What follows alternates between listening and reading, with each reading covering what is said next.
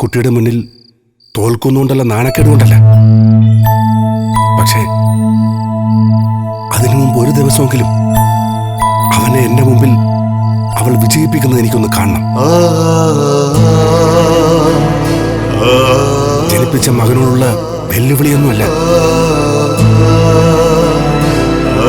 ഒരച്ഛനെന്ന നിലയിൽ ഉള്ളിന്റെ ഉള്ളിൽ കൊണ്ടു നടക്കുന്ന ഒരു മോഹമാണ് കമല. മരിക്കുന്നതിന് മുമ്പ് ഒരിക്കലെങ്കിലും അത് കാണണമെന്ന് അച്ഛന്റെ മോഹം.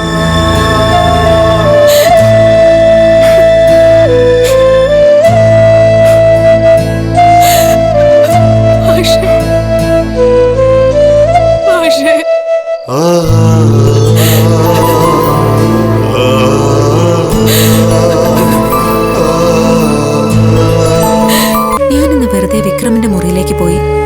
അടുക്കിപ്പറക്കി വെക്കുന്നതിന്റെ ഇടയില് ഷെൽഫില് കുറെ കപ്പുകളും മെഡലുകളും സർട്ടിഫിക്കറ്റ്സും ഒക്കെ കണ്ടു. എല്ലാം കോളേജിലൊക്കെ പഠിക്കുന്ന സമയത്ത് കിട്ടിയ സമ്മാനങ്ങളാ. സ്കൂളിലും കോളേജിലും ടോപ്പ് സ്കോറർ, ക്രിക്കറ്റ്, നാടകം, അങ്ങനെ എല്ലാം ഉണ്ടായിരുന്ന ഒരാള് എങ്ങനെയായി പോയത്? എനിക്ക് വിശ്വസിക്കാനേ കഴിയുന്നില്ല. വിധി ചിലപ്പോ അങ്ങനെയാ മോളെ, നമ്മൾ വിചാരിക്കാത്ത പലതും ചെയ്തു കളയും. എന്താ ശരിക്കും സംഭവിച്ച? നീ ആലോചിച്ച ശരിയാ മോളെ. അത്രയും മിടുക്കനായ ഒരാള് എങ്ങനെ ഇങ്ങനെ ആയി പോയെന്ന് ഒരു വലിയ ചോദ്യം. ഞാൻ വിവാഹം കഴിച്ചു വരുമ്പോ വിക്രം കോളേജിൽ പഠിക്കുക. എല്ലാത്തിനും മിടുക്കനായ ഒരുവൻ. എല്ലാവരുടെയും പ്രതീക്ഷ അവനിലായിരുന്നു. അവൻ പഠിച്ച് വലിയ നിലയിലെത്തുമെന്ന് തന്നെ എല്ലാവരും കരുതി. ഇപ്പൊ കാണുന്ന പോലൊന്നും അല്ലായിരുന്നു അവൻ. എല്ലാവരോടും വലിയ ജോളിയായിരുന്നു. എപ്പോഴും കളിയും ചിരിയും തമാശയും. വീട്ടിലെ എല്ലാ കാര്യങ്ങളിലും അവന്റെ കണ്ണെത്തുമായിരുന്നു. അച്ഛന് ഏറ്റവും അടുപ്പം അവനോടായിരുന്നു, ശരിക്കും കൂട്ടുകാരെ പോലെ. ഇങ്ങനൊരു അച്ഛനും മകനും ഉണ്ടോന്ന് പോലും നമ്മൾ സംശയിച്ചു പോവും. അത്രയും ബന്ധം ഉണ്ടായിരുന്ന ഒരു അച്ഛനും മകനും ഇങ്ങനെ ആവാൻ പറ്റുമോ? ആ ബന്ധം എങ്ങനെയായിരുന്നു എന്ന് നേരിൽ കണ്ടോളല്ലേ ഞാൻ. എനിക്കിപ്പോഴും ഓർമ്മയുണ്ട്, കോളേജിൽ പഠിക്കുന്ന സമയത്ത് വിക്രമിനൊരു പനി വന്നു. 2-3 ദിവസം കഴിഞ്ഞപ്പോഴേക്കും ശരിക്കും വഷളായി. ആള് കുഴഞ്ഞു വീണു. 1-2 ആഴ്ച ആശുപത്രി കിടന്നു. ആ സമയത്ത് അച്ഛൻ ജലപാനം കഴിച്ചിട്ടില്ല, ശരിക്കും ഉപവാസം. വിക്രമിന് ഭേദമായി ഭക്ഷണം കഴിക്കാതെ താൻ കഴിക്കില്ല എന്നുള്ള വാശിയായിരുന്നു അച്ഛന്. എന്നോടും എന്തൊരു കാര്യമായിരുന്നെന്നറിയോ?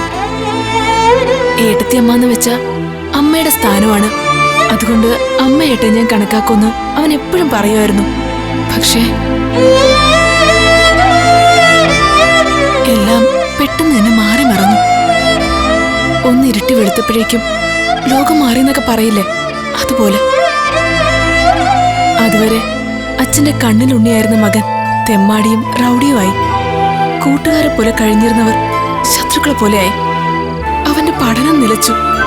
ജീവിതത്തിന്റെ കുറെ വർഷങ്ങൾ അവൻ സ്വയം തുലച്ചു. അതോടെ അവൻ മറ്റൊരാളെ പോലെയായി. അതേവരെ ഇല്ലാതിരുന്ന മറ്റൊരാൾ. തെളിച്ചു പറയട്ടെ, എന്താ ഉണ്ടായത്? എന്താ വിക്രമിന് സംഭവിച്ചത്? എനിക്കത് അറിയണം, എല്ലാം എനിക്കറിയണം. പറയട്ടെ. ഒരു ദിവസം വിക്രം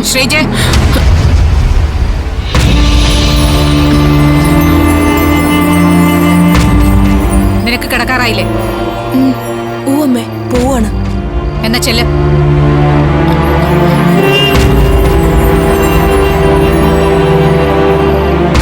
മോള് കിടന്നോളൂ, നേരം കുറയായി. ജസ്റ്റിസ് ശങ്കരനാരായണന്റെ ഫാമിലിയുമായിട്ട് ഒരു നൈസ് ഡീൽ. പശുവിന്റെ കടിയും കാക്കയുടെ വിശപ്പ് മാറുമെന്ന് പറഞ്ഞതുപോലെ ജസ്റ്റിസ് ശങ്കരനാരായണന് അയാളുടെ മകളെയും കിട്ടും, നിനക്ക് അവൾ ഇവിടുന്ന് പോയി കിട്ടുകയും ചെയ്യും. പോരെ? മനസ്സിലായില്ല. പറയാം. ഇന്ന് എനിക്കൊരു പ്രധാന മീറ്റിംഗ് ഉണ്ടായിരുന്നു. ജസ്റ്റിസ് ശങ്കരനാരായണന്റെ മകൻ ശ്രീകാന്തും അയാളുടെ ഭാര്യയുമായിട്ട്.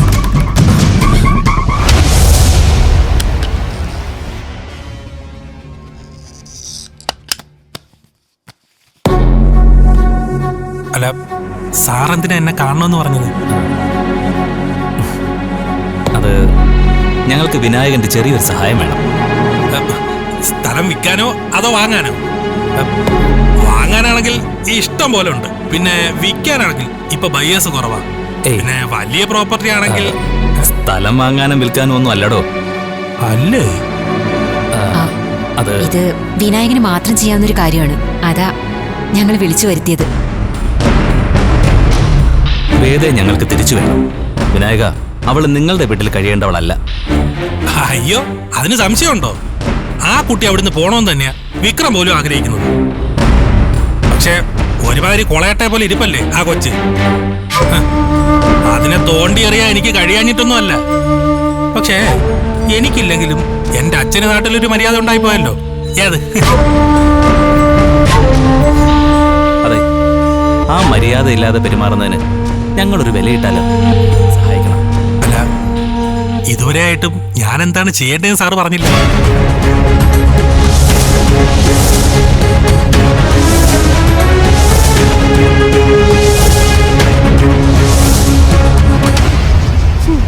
ഇതൊക്കെ നടക്കുന്ന കാര്യമാണോ വിനയേട്ടാ? വിക്രം ഇതിനൊക്കെ വഴങ്ങുമോ?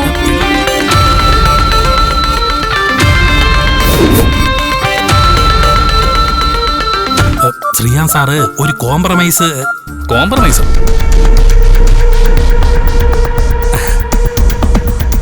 അതെ വിക്രം, നമ്മൾ തമ്മിലുള്ള പ്രശ്നം ഈ രീതിയിൽ നീട്ടിക്കൊണ്ടുപോകാൻ ഞങ്ങൾക്ക് താല്പര്യമില്ല.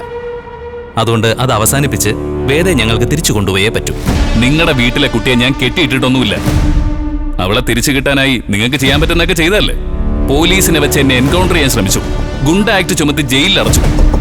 അതെല്ലാം തകർത്ത് കളഞ്ഞത് നിങ്ങളുടെ വേദയുടെ ഇടപെടൽ തന്നെയല്ലേ. ഇനി ഞാൻ എന്താ ചെയ്യേണ്ടത്? അവൾ അറിയാതെ ഈ നാട് വിട്ടു പോണം. വേണ്ടി വന്നാ പോണം.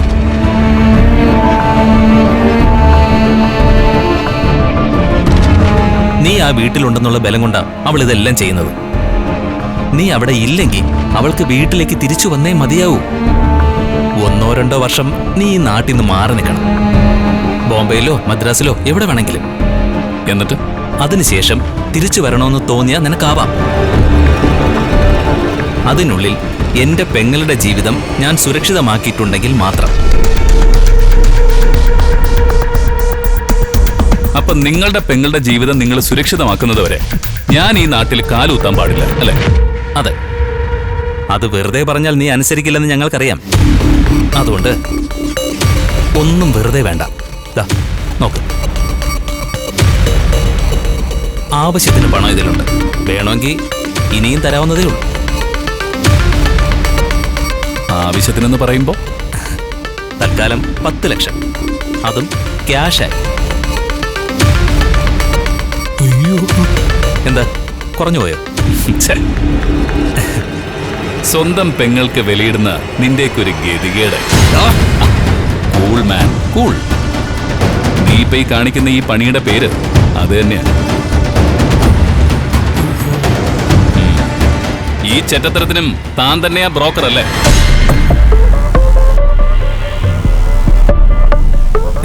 എന്തായാലും നിങ്ങൾക്ക് ഈ കച്ചവടത്തിൽ ഉളുപ്പൊന്നുമില്ലാത്ത സ്ഥിതിക്ക് പിന്നെ ഞാൻ എന്തിനു മടിക്കണം?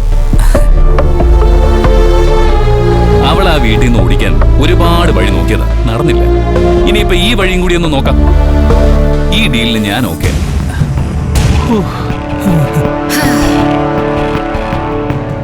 പക്ഷേ 2 ദിവസം എനിക്ക് സമയം തരണം. കാര്യങ്ങളൊക്കെ ഒന്ന് അറേഞ്ച് ചെയ്യാനുണ്ട്. ശരി, സമ്മതം. എന്നാ ഞാൻ ഇറങ്ങുന്നു. വിനായക, ഞാനും വരുന്നു സാർ.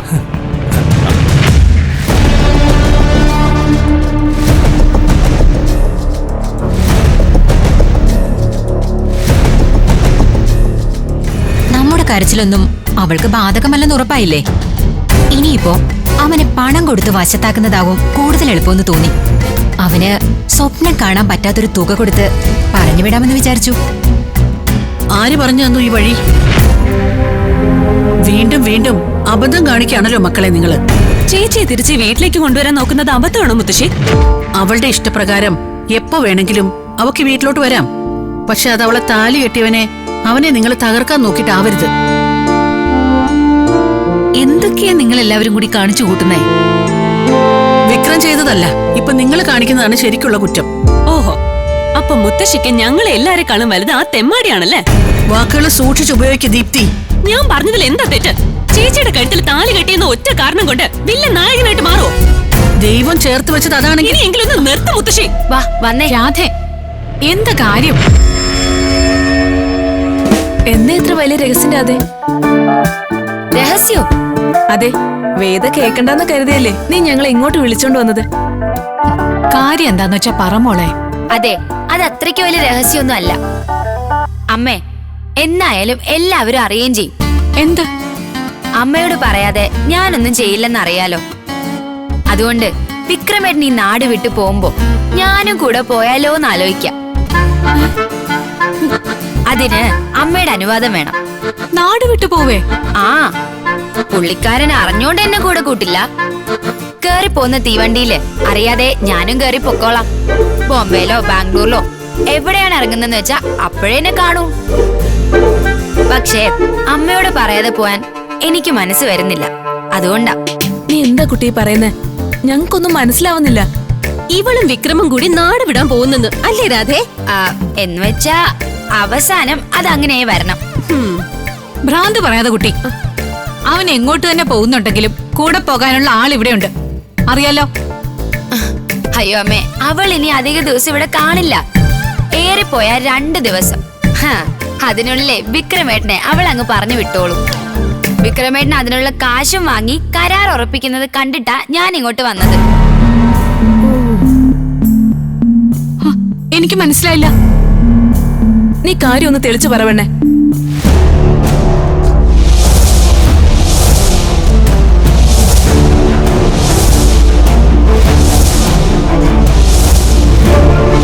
അവൾ ആ വീട്ടിൽ നിന്ന് ഓടിക്കാൻ ഒരുപാട് വഴി നോക്കിയത് നടന്നില്ല. ഇനിയിപ്പോ ഈ വഴിയും കൂടി ഒന്ന് നോക്കാം. ഈ ഡീലിന് ഞാൻ ഓക്കെ.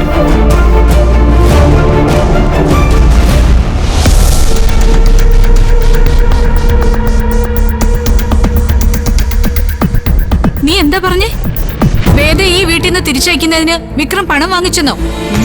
നിന്റെ കയ്യിലെന്താ പതിവില്ലാതെ ഒരു ബാഗ്? അതിലെന്താ? അവളെവിടെ? ഞാൻ കേട്ടതൊക്കെ സത്യമാണോ വിക്രം? ആദ്യം ചോദിച്ചതിന് ഉത്തരം പറയാമേ. അവളെവിടെ ഉണ്ട്? അവള് പുറകിൽ നിന്റെ ഷർട്ടും മുണ്ടും ഒക്കെ കുത്തിച്ചേച്ചോണ്ട് ഇപ്പൊ ഉണ്ട്. ചെല്ല്. വിക്രം, വിക്രം,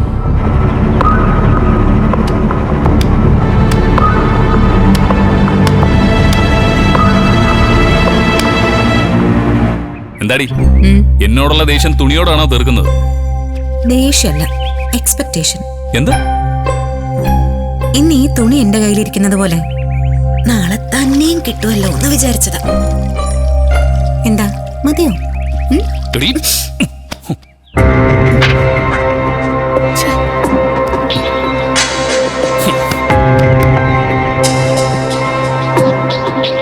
നോക്കണ്ട, നിന്റെ അച്ഛൻ ജസ്റ്റിസ് ശങ്കരനാരായണൻ കൊടുത്തയച്ചത്. സ്വന്തം മകളൊരു സാധാരണ വീട്ടിൽ കിടന്ന് നരയിക്കുന്നത് കണ്ട് നെഞ്ചു പൊട്ടിയ ഒരു പാവം കോടീശ്വരൻ നൽകിയ സംഭാവന.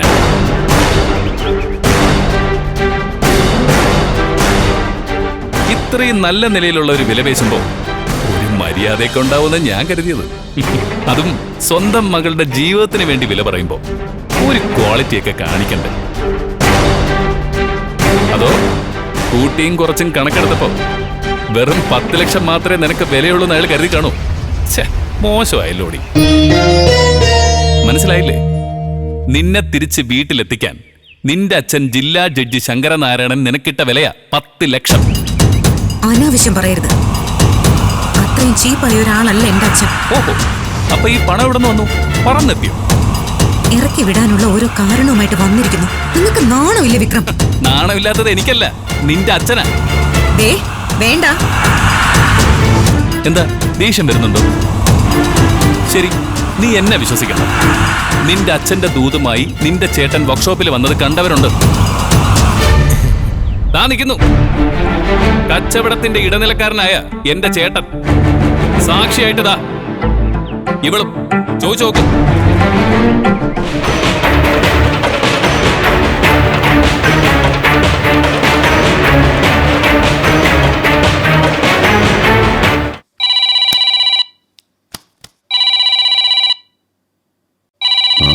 ഇവിടെ എന്തിനാ ഇപ്പൊ ഇങ്ങോട്ട് വിളിക്കുന്നു? ഹലോ, ഞാൻ വേദയാണ് സംസാരിക്കുന്നത്. മൊബൈലിൽ നിന്ന് ഡിലീറ്റ് ചെയ്യാൻ മറന്നുപോയതുകൊണ്ട് ശബ്ദം കേൾക്കുന്നതിന് മുമ്പ് തന്നെ മനസ്സിലായി. വിളിച്ച കാര്യം എന്താന്ന് പറയണം. ഇനിയെങ്കിലും ദ്രോഹിക്കുന്നത് നിർത്തിക്കൂടെ അച്ഛൻ? What do you mean? I meant what I said. ഗുണ്ട ആക്ടിൽ പെടുത്തി അകത്തിടാനായിരുന്നു ആദ്യ ശ്രമം. ഇപ്പൊ പണം വെച്ച് കളിക്കാൻ തുടങ്ങിയോ? പണം വെച്ച് കളിക്കുക. സൂക്ഷിച്ച് സംസാരിക്കണം. അച്ഛനും മറ്റുള്ളവരും സൂക്ഷിച്ചു പെരുമാറുകയും വേണം. ഒന്നും അറിയാത്ത മട്ടിൽ നടിക്കണ്ട അച്ഛ. എനിക്കെല്ലാം മനസ്സിലായി. ഇവിടെ താമസിക്കണമെന്നുള്ളത് എന്റെ ഇഷ്ടമാണെന്ന് ഞാൻ അച്ഛനോട് എത്ര തവണ പറഞ്ഞതാ. അച്ഛൻ എന്താ ഇനി ഇത് മനസ്സിലാവാത്തത്? 10 ലക്ഷം രൂപ കൊടുത്താ അത് എനിക്കുള്ള വിലയാവൂ അച്ഛ. രൂപയോ? നീ എന്തൊക്കെയാ പറയുന്നത്? നിങ്ങളുടെ അഭിമാനം സംരക്ഷിക്കാൻ ഞാൻ തിരിച്ചു വീട്ടിലേക്ക് വരണം. അതിന് എനിക്കുള്ള വിലയാണ് 10 ലക്ഷം രൂപ, അല്ലേ? അച്ഛനിൽ നിന്ന് ഞാൻ ഇത് തീരെ പ്രതീക്ഷിച്ചില്ല അച്ഛ. ഇതാണോ നിന്റെ അച്ഛൻ നിനക്കിട്ട വിലയെന്ന് വിക്രം മുഖത്ത് നോക്കി ചോദിച്ചപ്പോ എന്റെ തല താഴ്ന്നു പോയച്ച. അത് തുകയുടെ വലിപ്പോർത്തൊന്നുമില്ല. ശ്രീയേട്ടന്റെ കയ്യില് ആ പണം കൊടുത്തയക്കുമ്പോ സ്വന്തം മകൾക്കാണ് ആ വിലയിടുന്നതെന്ന് അച്ഛൻ ഓർത്തില്ലല്ലോ എന്ന് വിചാരിച്ചിട്ട് ഞാനെടുത്ത തീരുമാനം അച്ഛനെ വേദനിപ്പിച്ചിട്ടുണ്ടെന്ന് എനിക്കറിയും. പക്ഷെ അതിന്റെ പേരില് ഇങ്ങനെയാണോ ചെയ്യേണ്ടിയിരുന്നത്? എന്ത് തന്നെയാണെങ്കിലും ശങ്കരനാരായണന്റെ മകളാണെന്നുള്ളൊരു അഭിമാനം എനിക്കുണ്ടായിരുന്നു. ആ വിഗ്രഹമാണല്ലോ അച്ഛ മനസ്സിൽ നിന്ന് ഉടഞ്ഞു പോയത്. വേദ, എനിക്കിതൊന്നും അറിയില്ല. എന്റെ അറിവോടെ ഒന്നും അല്ല ഇത്. മതി അച്ഛ, ഇനി നാടകം വേണ്ട. ദയവ് ചെയ്ത് ഈ പണം തിരിച്ചു കൊണ്ടുപോയി എന്നെ ഒന്ന് വെറുതെ വിടും. ആരോ കൊടുത്ത 10 ലക്ഷം രൂപയുടെ പേരിൽ നിങ്ങൾ ഇത്രയും വാശി കാണിക്കുന്നുണ്ടെങ്കിൽ കോടിക്കണക്കിന് രൂപയുടെ സ്വത്ത് ഉപേക്ഷിച്ചു പോന്ന ഞാൻ എത്ര വാശി കാണിക്കണം?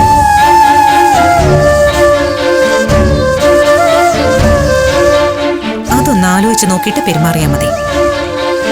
കേട്ടല്ലോ?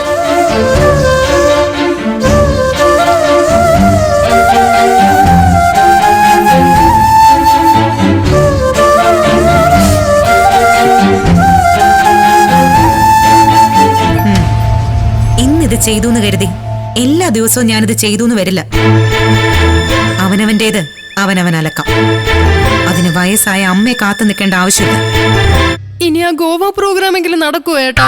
അത് പിന്നെ ടിക്കറ്റും റൂമും എല്ലാം ബുക്ക് ചെയ്ത് കഴിഞ്ഞല്ലേ? നമ്മളായിട്ട് വരുത്തി വെച്ചൊന്നും അല്ലല്ലോ.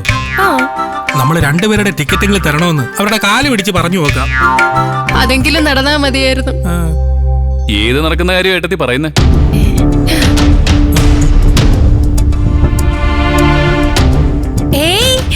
രാവിലെ മുതൽ നടക്കാൻ പോകുന്ന കാര്യം പറയായിരുന്നു. അത് ശരിയാ. വണ്ണം കുറയ്ക്കാനെന്ന പോലെ ആർത്തി കുറയ്ക്കാനും നടത്തം ബെസ്റ്റാ. അല്ലേ വിനായകൻ ചേട്ടാ? ആണോ? എനിക്കറിയത്തില്ല. എന്നാൽ എനിക്ക് ചിലതൊക്കെ അറിയാം. അത് ചോദിക്കാനാ ഞാൻ വന്നതും. എന്താ വിക്രമ? വർക്ക്ഷോപ്പിൽ വെച്ച് എന്നെ തന്നോട് ചോദിക്കണമെന്ന് ഞാൻ വിചാരിച്ചു. പക്ഷേ ആ സമയത്ത് അതിന് പറ്റിയില്ല. ഇപ്പൊ കറക്റ്റ് സമയമാണല്ലോ. പറ. കമ്മീഷൻ ഇല്ലാതെ താൻ ഒരു പണിയും ചെയ്യില്ല എന്ന് എനിക്കറിയാം. ഈ 10 ലക്ഷത്തിന്റെ ഇടപാടുമായി ശ്രീകാന്തിനെ എന്റെ വർക്ക്ഷോപ്പിൽ എത്തിക്കാൻ തനിക്ക് ആ ജഡ്ജി ഏമാൻ എത്ര തന്നു? അയ്യേ, എനിക്ക് ചില്ലി കാശ് തന്നിട്ടില്ല. വിക്രമ, എനിക്ക് ആരോഗ്യം കുറവാണെന്ന് അറിയാലോ.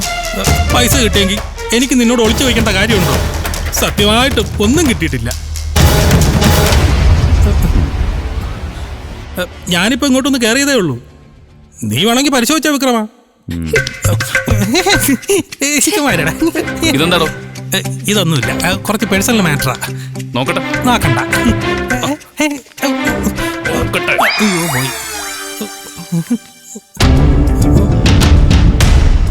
ഇത് ഗോവയ്ക്കുള്ള ടിക്കറ്റ് ആണല്ലോ. ആണോ? ഓ, കാശ് മുടക്കി ടൂറിന് പോവാനോ താനോ? അയ്യോ, ഇത് കമ്മീഷൻ അല്ല വിക്രം, ഒരു ഗിഫ്റ്റ് കിട്ടിയതാ. ആര്?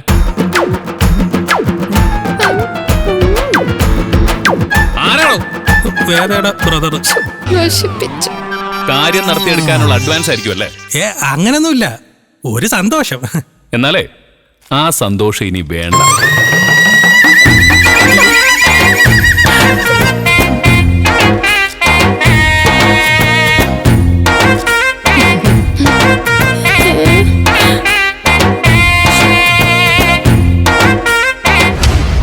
എപ്പോഴെങ്കിലും ആ ജഡ്ജ് ശങ്കരനാരായണന്റെയോ മക്കളുടെയോ കൂടെ ചേർന്ന് എന്തെങ്കിലും ചെയ്യാൻ ശ്രമിച്ച അയ്യേ ഒരിക്കലും ഇല്ല. ഞാൻ അവരുമായിട്ട് നീ വിചാരിക്കുന്ന കമ്പനിയൊന്നും ഇല്ല. ഉണ്ടായിരിക്കരുത്. ഇല്ല. കേട്ടല്ലോ? ഞാൻ ശ്രദ്ധിച്ചോളാം.